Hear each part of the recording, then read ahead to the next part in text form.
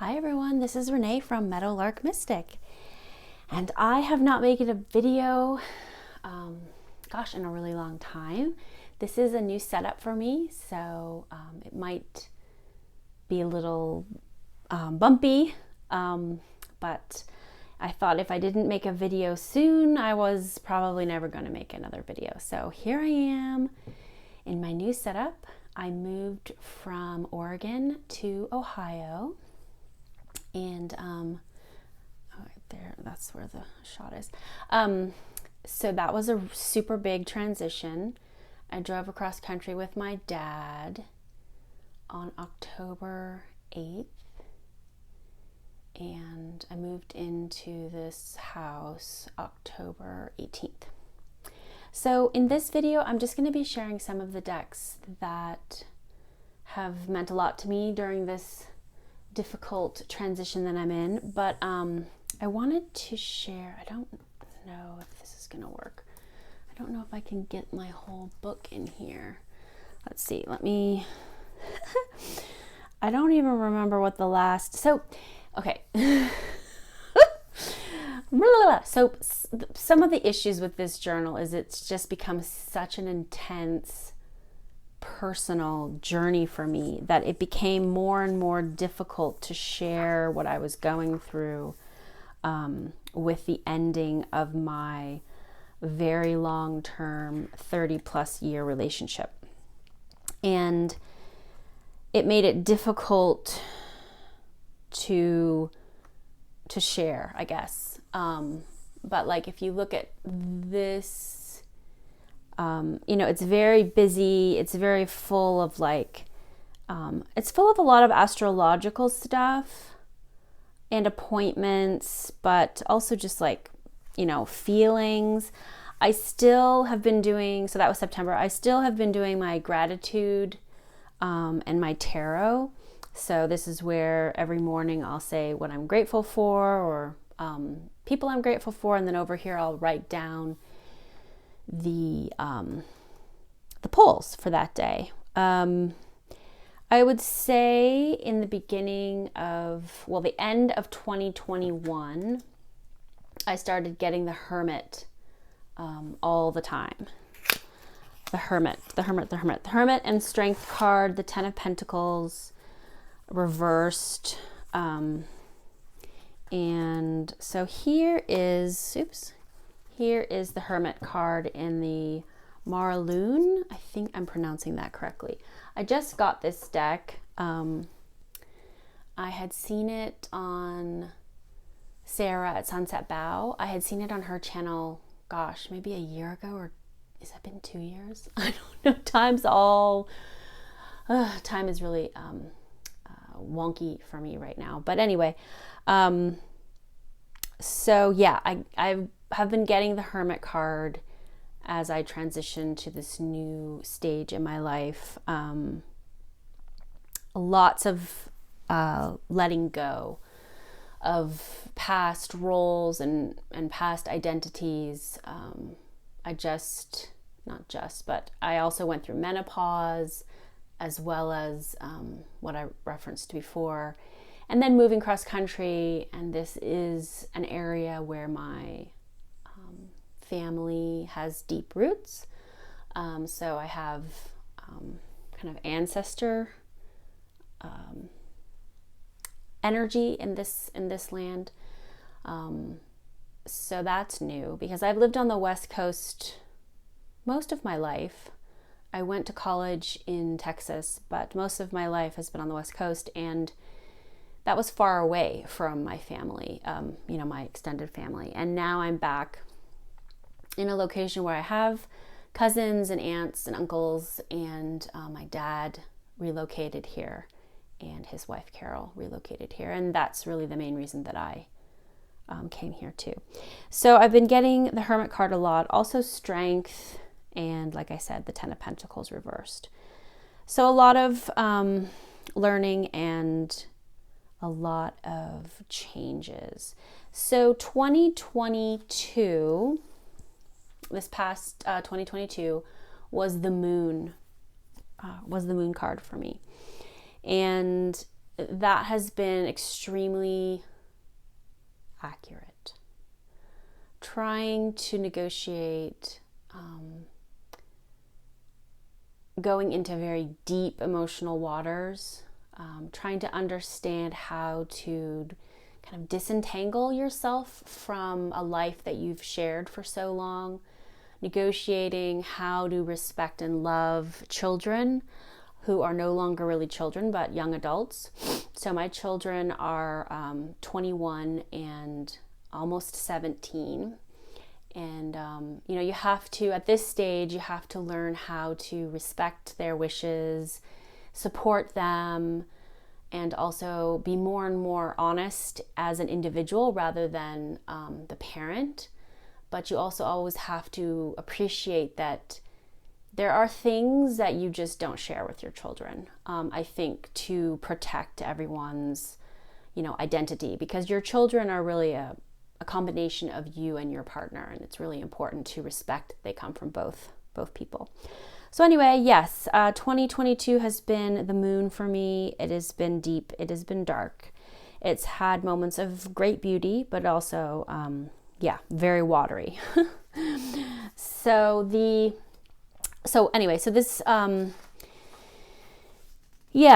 tarot deck, books, wish list, ideas, some of it it got so intense that it was difficult for me to share it. I will say that I really loved the combination of the Chrysalis Tarot and the Curious Creatures Tarot. When I was moving away from who I used to be, the Curious Creatures was able to point out things, but keep me laughing. So with this and that. So I also used the mystical moments a lot. I had some really great readings with that.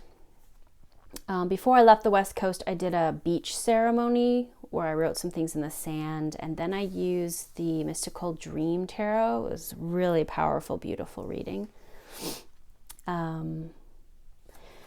This particular tower card really resonated with what I've been going through and kind of how I was in my relationship for a very long time. So that was very intense. And then this was my collage for October. So I was really, it came really quickly, and I kind of envisioned this as Persephone or Inanna just falling into this darkly lit environment of shadow and light and passion and just release. I chose a figure that was naked because you just have to keep letting go and letting go and letting go. So that's what has been happening for me. And then, so this was my setup for October. You'll recognize it if you have watched my channel. It's nothing really fancy, but it works really well for me. But I moved here on the 8th. And then as you move forward in the journal, you can see less and less was written because I was traveling. I was having trouble really holding on to my routine. And you can see that with the big gaps. And then November's setup is really sparse as well. I did just add some color. I haven't even done a collage because I haven't found my collage supplies yet. I do have the gratitude set up and the tarot. I haven't written, I didn't write yesterday's, and today I haven't done it yet. So I've just been having a lot of, so that's my journal. I've been having a lot of just nitty gritty life stuff happen. So, and when you're moving, I guess I'll just flip through the, you know what I'm going to do? I'm going to flip through, because I really like these two together. I'm going to flip through the OtherKin and the Mare Lunne while I talk to you. because I think that would be good. I just started working with the Mare Lunne. I hope I'm saying that right. So anyway, yeah.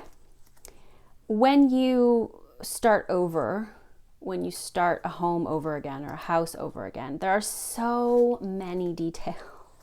So many details. And I find the level of details pretty overwhelming. And so and then your stuff is all in boxes and you're tired. This is a really cool, you just get tired of opening boxes and tired of thinking about where this goes and where that goes. And so there's just kind of a physical fatigue, but there's a emotional and mental fatigue that sets in. Oh, this one's really pretty. And so that's what I've been struggling with, trying to get back to my routines, but then having trouble finding the tools when I need them. So I think I'm starting to round the corner on that. I think I'm starting to get back to a more stable schedule. And I've been applying to grad school, and I finished my application.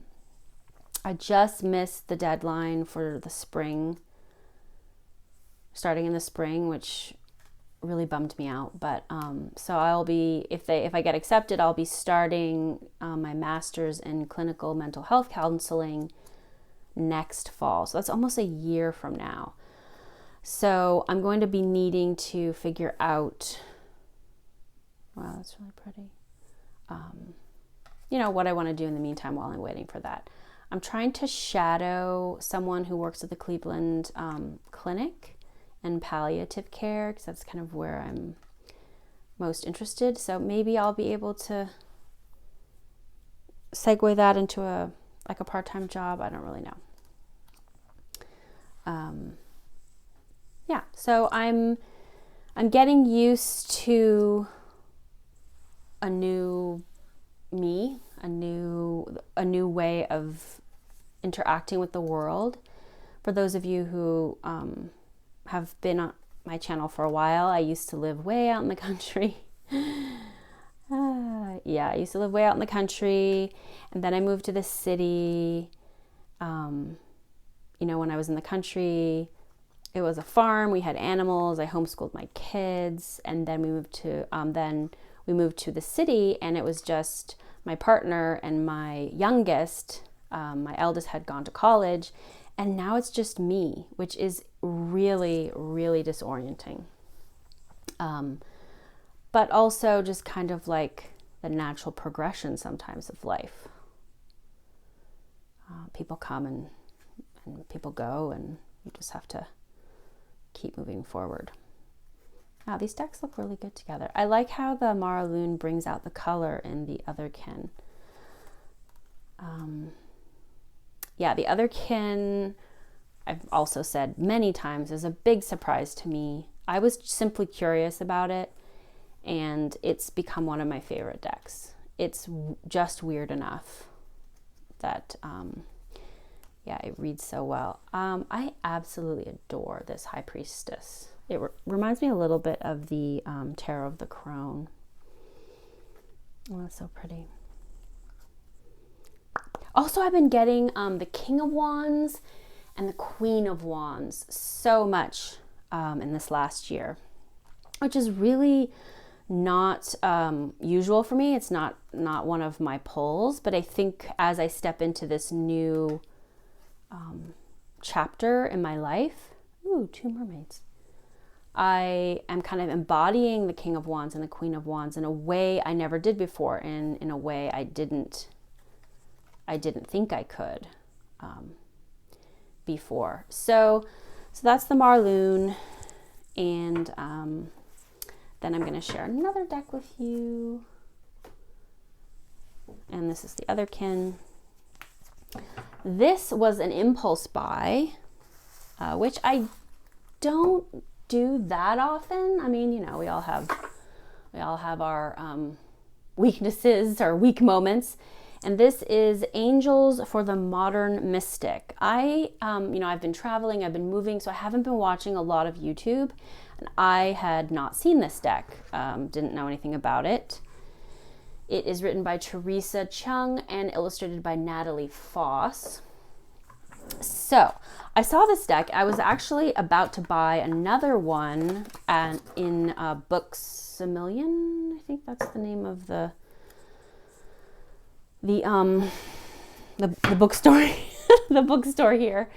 And then I saw this one and I was like, what is that? And this is why I bought this. Let me read it to you. Where is it? Was it on the back? Maybe no. Okay. So about the cards. These cards will help you connect with your angels. They identify and introduce 44 of the most common ways angels can reach out. Chances are you will feel a deep sense of familiarity with all 44 of these angels. For whatever reason, you may have forgotten. Nope, that's not what I wanted to read you. Shoot, where is it? Oh, here. Okay. No. Okay, well, anyway, somewhere in this book, they talk about the number 44. Oh, here. This deck has 44 cards. Angels can send you guidance in countless ways, and one of those ways is through the spiritual meaning of numbers. According to numerology, numbers have meanings. This is especially true for repeating numbers such as 11, 22. The number 44 is a sign to notice if you are experiencing challenges, feel alone, and are going through tough times.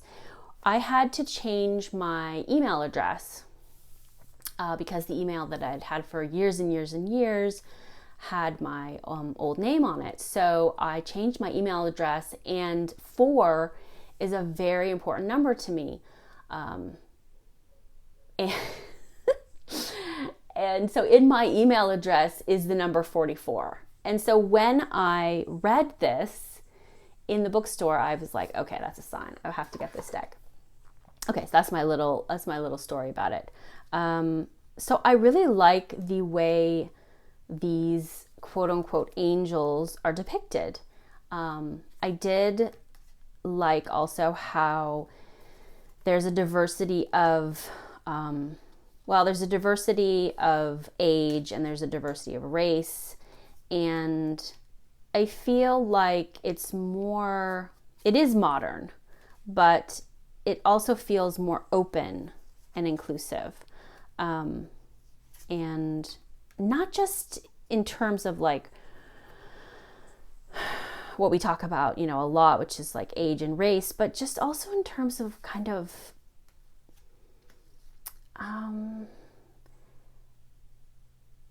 presentation. Like these people seem, to my mind and to my eye, much more open and inclusive of a lot of different feeling states and a lot of different lived experiences.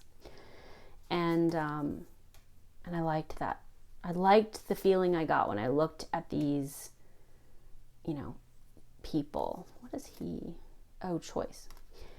What's interesting about this is there's a book by Angeles Arian, and she wrote a book on the Thoth Tarot, but not really. Anyway, so there's another book she wrote on shapes, and the square, the 4 corners or the 4 sides of the square. That's kind of my foundational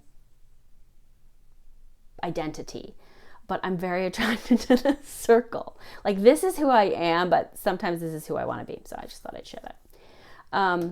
So I like this deck. I didn't know anything about it. The cardstock is nice. It's smooth. It's kind of cardboardy, but very smooth. And I dig it. I've used it a little bit. I used it with the Light Seers, and that gave a really good reading. And so, I've been using that, and that was an impulse buy, and I'm pretty happy with it. So, the 44 really got me. And then another deck that I wanted to well, 2 more decks I wanted to feature. Actually, yeah, 3. Okay, so this deck, the Mists of Avalon Oracle, I use this for my year ahead, which I think I can, well, so my last round of cards are sitting on my altar, and this is like a little shrunk version of it. So I'm up here between Samhain and Yule, the 4 of Cups, the Blackbird, and the Abbey. And so the decks that I've been using for my year ahead are these. So the 4 of Cups, the Blackbird, and the Abbey. I guess I had them kind of. I have found this combination. This is the Arthurian Tarot. This is the Druid Animal Oracle. And then this is the Mist of Avalon. I found it really powerful and really nurturing. So I'm going to be doing it next year too. Or I'm going to be doing it on the 21st when I pull again. So yeah, this was my little, it was in my journal, but the year, I think the year takes about 3 of those journals that I just showed you. And, you know, there's the moon was my card of the year. Lizard was my, kind of my helper. Regeneration was the word. And the hermit was, so I pull another major to help me manage this major, and then the Emperor is my birth card, so that's the one that follows me all the time. So that was really, yeah, I've really enjoyed that. So yes, this deck is really interesting, really deep. The keywords on the sides. And I think that the artist of this deck is also just finished illustrating a new tarot called the Bee Tarot, I think. And I absolutely love her art style so much. When I got this deck, did I buy this deck? Oh no, I can't remember. I can't remember if I bought this deck or it was gifted to me. That's awful. Ugh. Anyway, I love it. And if you gave it to me, thank you. It's not like I get a whole bunch of decks, but I wanted this deck for a while, and I just kind of, I don't know, I said, well, is it really going to be that strong or good? And it is. It really is. And it goes so well with the Arthurian. I think Candy has talked about that too. Anyway, I love this deck. It's been a really great deck to use. And I started using it with this little deck, which also I kind of told myself I didn't need, the Forest Fae. And it's a powerful little thing. So, yeah, I've been combining these two. I'll just, I guess, do that again. And I love the messages when they're together. Really, you know, this is how I see Fae energy. And I could kind of go on and on about that, but I won't. So yes, love these two decks together, use them extensively, have gotten a lot of beautiful, beautiful readings.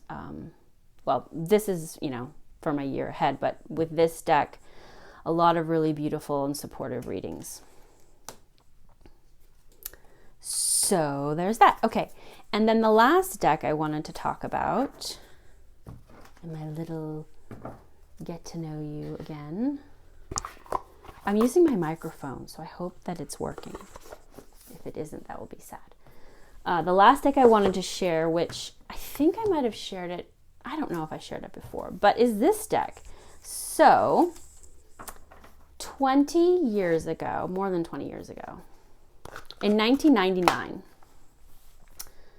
this was my first deck. I went to a new age kind of Buddhist shop. I don't know.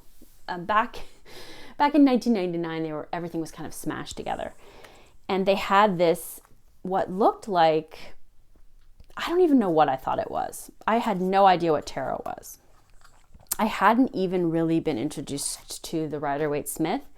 I think I might have seen the Devil card in the Rider-Waite-Smith and, you know, been pretty freaked out by it and was like, no, thank you. But I got this deck even, you know, and it, this deck has one of the scariest Devil cards. This is my birth card. So whenever the Emperor shows up, the Emperor has also been showing up a lot with the King of Wands and the Queen of Wands. Yes, so this was my first deck 20 years ago. I could not make heads or tails of it. The first tarot book I got was Choice Centered Tarot by Gail Fairfield. And she uses numerology. There's the Devil card. Woo! Yeah. If you thought you were getting like a super sweet, yeah. I mean, when I looked at that, I was like, what is happening? And even though I read the little book, no, it doesn't come with a book. It doesn't come with a book. That's why I couldn't make heads or tails of it. Anyway, I got this deck. I held on to it for years, maybe 8 years, and I didn't ever move forward. And then I finally got rid of it. I just donated it because I was like, ugh. What's interesting is that this is illustrated with colored pencils, and colored pencils were definitely my entry medium into art. In 2021 and in 2022, no, mostly 2022, I've done so much art, a crazy amount of art. And maybe I'll do a video showing it at some point. It was as though one door shut and another one was like blown wide open. So when I first visited my dad and his wife in Ohio in, I think it was April of this year, I went into a New Age shop in downtown Akron with the intention to buy the Druidcraft because I was like, I want to get the Druidcraft. Those are my people. So I went in there and I was like, do you have the Druidcraft? No, we don't. I really wanted to, buy it from a book shop instead of online. I know I could get it online. But they had this deck. And I felt like the universe kind of stepped in and was like, I know you want the Druidcraft, but this is the deck you need. So I bought this deck. And of course, my experience of it was so different because I read tarot now. I understand all the, everything makes sense. And it, this is my significator card. It resonated because I had looked at these pictures for so many years, even though I didn't really understand what was going on. Now I understood what was going on, so it kind of married the nostalgia with the knowledge. I got some incredible readings with this Hanson Roberts deck. Like, so good. And it has shot up to one of those decks that I don't ever put away. So, yeah, that was a surprise. This card kind of reminds me of the what's not the Morgan Greer, but the other one.